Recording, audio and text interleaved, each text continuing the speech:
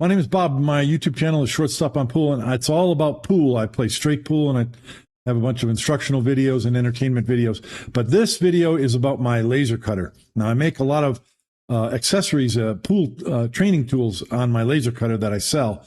But that's the only relationship of this video to my YouTube channel. But I'm going to put it up anyway. This is unboxing, install, and you'll see a quick run of this new tube in action. So let's get started. All right. Fragile. This is fragile. It's the first one I've ever ordered. This is a replacement laser tube for my laser cutter. I bought that laser cutter brand new when I moved into this house 3 years ago. So the tube in that laser cutter lasted 3 years. Cut hundreds and hundreds of ghost aimers, ghost aligns, ghost bridges, and a whole bunch of other stuff, and prototypes and all kinds of stuff. So it's been excellent. I think 3 years is really good. I didn't count the hours, but it's a lot of hours of operation. And it finally went out last week, so I ordered one and it got here within like 6 days. So this is the first time I've ever had a laser tube shipped to me. Let's see how they package it.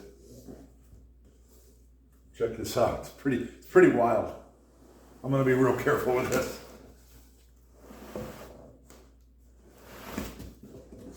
Yeah, a lot of packaging to isolate it from the, obviously it's just in a cardboard box, but it's separated by, protected by bubble wrap and some foam. Whenever you're using a razor blade around a pool table, you have to be in the habit after you've made a cut, put it in your pocket. Never, ever, ever set it on the cloth of the table. Big no-no. Don't ask me how I know.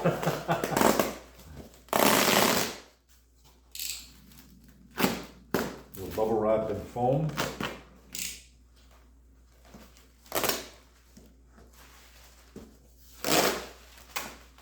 Okay, now we'll open the box.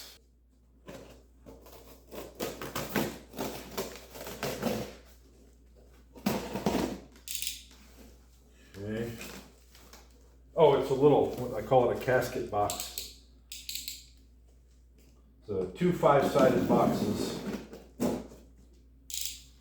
Okay.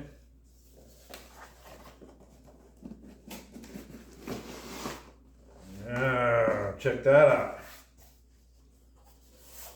I'm gonna go behind the camera. Pretty cool, huh?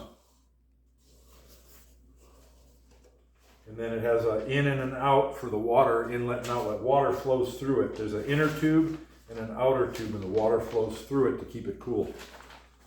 I'm going to pull it out here. So I'm not going to touch the tube. Okay.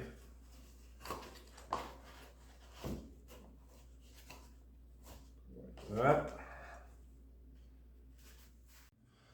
All right.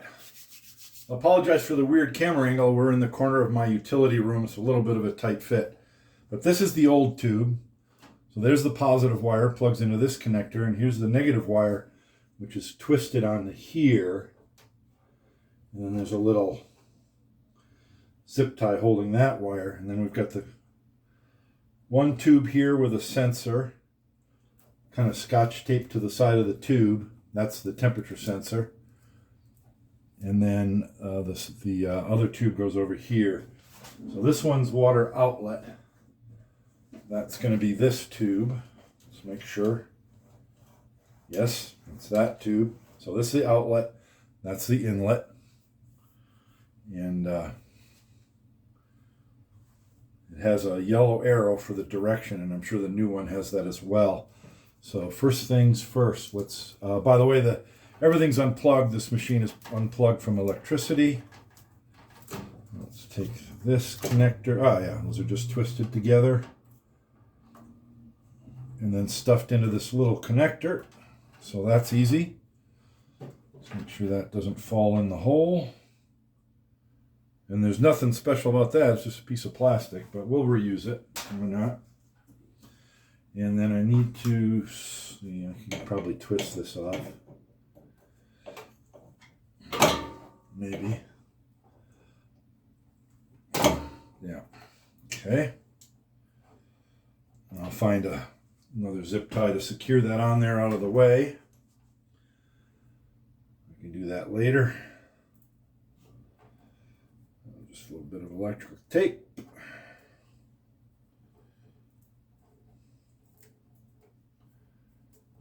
Okay. So that's the wires. And then I need to do the tubes. I think I'll do after I get the mounting bracket disconnected here. And I've drained water out of the system, so there shouldn't be water in these tubes.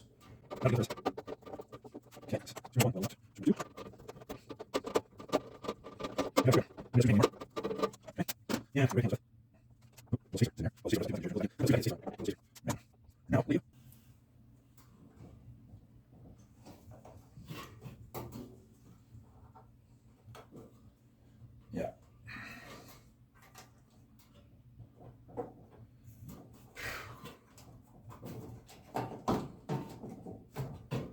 Notice too, there's pads. This is like a kind of a rubbery clear pad, and that's between the bracket and the tube. So that's going to be tricky getting this on. Okay, so there I am handling it with my fingers, which I didn't want to do. So these connections, is there water in there? Yeah, I think there's water in there. Should just pull off though.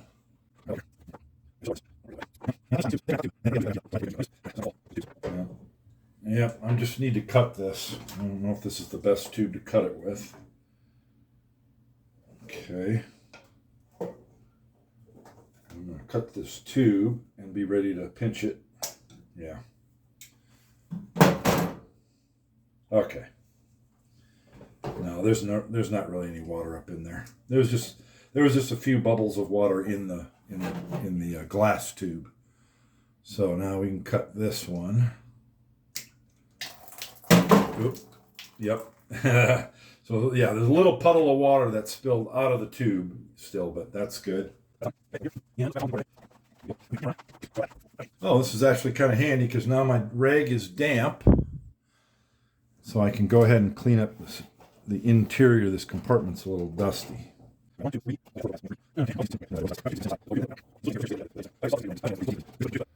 let me just set this guy home first. So that positive wire is taped right where my bracket goes.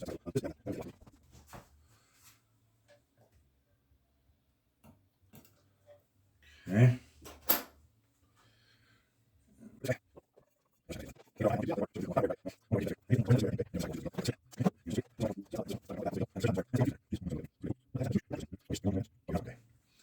So I'm just thinking about orientation here because I don't want this thing banging into the tube.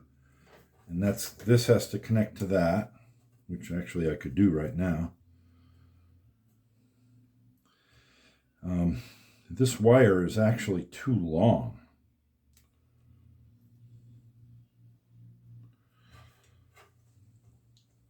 So I think what I'll do is I'll stuff, once I get this connector, well, the connector won't fit through the hole, will it? No, that connector will not fit through the hole. So what I'd like to do is solder this.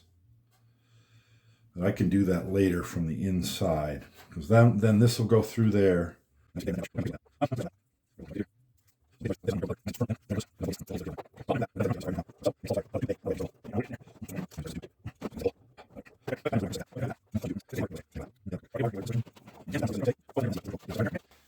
Now, the negative wire is here. And that wants to be connected to that strain relief. And I've got a bunch of excess wire here. Well, I guess I can cut it because I don't need it.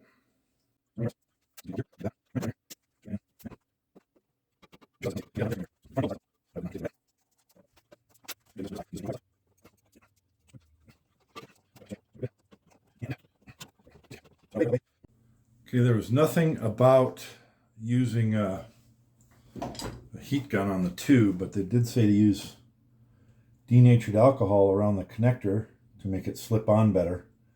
And I don't have denatured. This is isopropyl alcohol, so I don't know. No idea. Let's see if it'll slip on any easier. Well, it starts to get on, and then it kind of, okay, careful, go, keep going. Keep going on. Ugh, keep going on. Oh, yeah, it's close. All right, that's the way to do it. That alcohol makes it slide on nice and easy. You just want to make sure you get it on there a good distance, a ½ inch or so. Let's do the same thing over here. And it's a good thing I read it because it said that the outlet tube, or the connector for the outlet here, needs to be pointed up. So I'll make sure that that's up. So let me go grab a couple of little zip ties. And here's one thing that you learn after doing projects like this for years. I only need 2 zip ties, right? How many did I grab? 3. Because you always mess one up or lose it or drop it or something.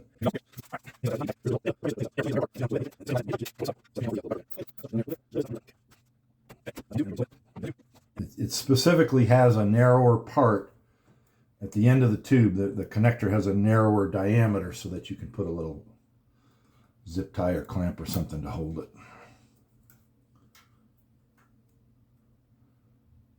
Okay. And especially on this end, if this is the glass. This end is glass, not metal, so we're going to go just get it on there. It does not need to be tight. Now, I need a pad underneath the tube at each clamp. So that's one there. And this one here. Okay. And then needs to be turned so that the outlet water is up. And it's all the way to that end of the cabinet, but pull it back a 1/4 inch, 1/8 inch. Okay. And then these clamps need to go over the tube, but with the pad, I only have 3 pads. I don't have 4 pads.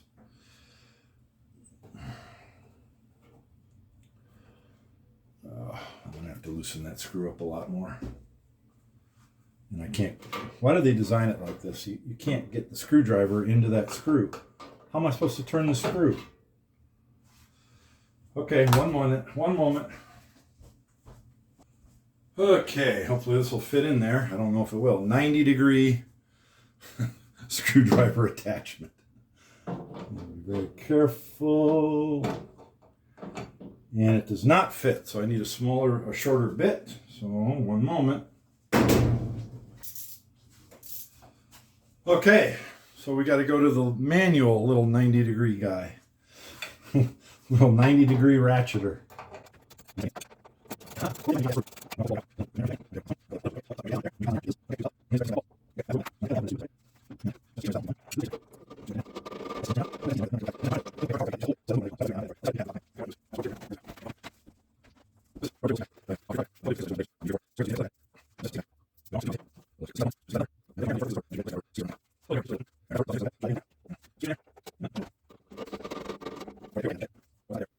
The one on the back's pretty good. Let's go a little further with this one.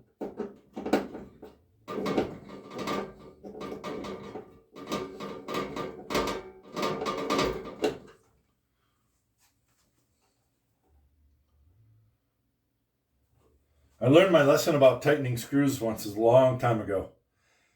Long time ago. I was probably 22 years. No, I was probably like 25 years old. I had a motorcycle. I had a Yamaha. Which one was it? It was probably my Yamaha XS 850 or 850 XS, whatever it was. But I had to replace something. What was it? I wanted to replace. I was doing something with the handlebars. So I had the handlebars off. There's a plate, and I forget what it's called. It has a name. It's a triangular plate that the handlebar assembly attaches to the front forks on those motorcycles. and it had a cast iron clamp, and I had everything done, I had it installed, and I was putting it on, and I was tightening down that screw that clamped the cast iron metal piece. And I thought I needed to tighten it, and I was torquing it down, and the cast iron snapped because I was trying to tighten it so much.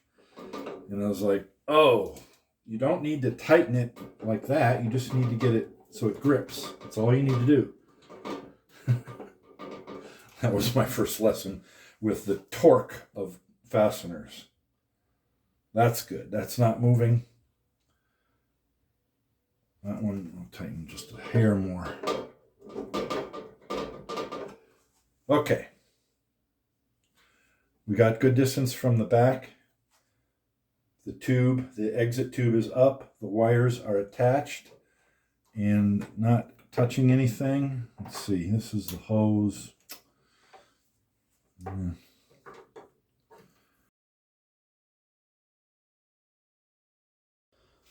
It's actually been over an hour. I spent time with Google Gemini troubleshooting. There was issues, and I wanted to just go through the whole machine and clean it. So I cleaned all the mirrors and the lens that's down in here, and aligned it, which involves putting tape over each of these holes and then just test firing the laser with a really short burst so it punches a hole, and then you turn these adjustment screws.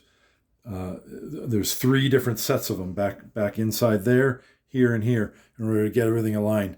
And then mine was really dirty. I didn't realize it was dirty inside the housing, and then it got bumped. And so just in case someone else has this issue too, I thought there was something wrong with the laser. It wasn't firing. Well, what happened is this assembly here got bumped, and the laser was coming down and hitting the side of the metal in this nozzle, and then so no light was getting onto the material. So it took a while to figure that out, but once I did, it was easy to take care of. And then I didn't realize also that the inside of this nozzle was very dirty, and that happens because over 3 years of use, you get a lot of fumes and smoke coming from the acrylic, and it built up on the inside. So I took the time, I went through everything and cleaned everything thoroughly. Everything's realigned, got the height adjusted perfectly. So that was an ordeal, but it's all done. Now I'm going to home the laser. That's manually homing, but I'll home it with the software, and I've got to turn this on. The fan runs and the water chiller makes noise, but I'm going to turn this on, and then I'll show a couple clips of it cutting some pieces of my Ghostalign. I'm not going to be in the room because it'll burn your eyes if you stare at the laser too long, but I can tape down the little safety clip here and leave the door open so that I can video it, but I won't be in the room.